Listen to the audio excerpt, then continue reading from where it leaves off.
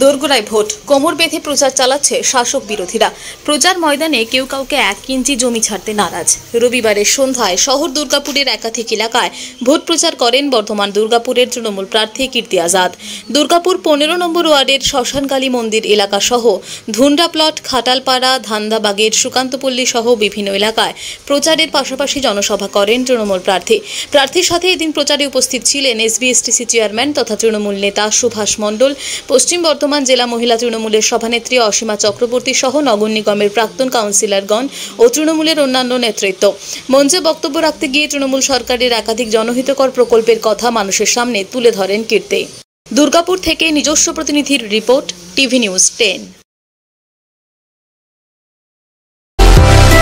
সুলভে সঠিক চিকিৎসার একমাত্র প্রতিষ্ঠান বিবেকানন্দ হসপিটাল। 24 ঘন্টা emergency service, blood bank, trauma care. আপনাদের সেবায় আমরা তৎপর। গুণমান ও পরিষেবায় দুর্গাপুর বিধাননগরের ডক্টর জাকির হোসেন এভিনিউর বিবেকানন্দ হসপিটাল শিল্পাঞ্চলের মানুষের মন জয় করেছে। সবার আগে খবরের আপডেট পাওয়ার জন্য সাবস্ক্রাইব করুন আমাদের ইউটিউব চ্যানেল এবং ক্লিক করুন বেল নোটিফিকেশন আইকনে।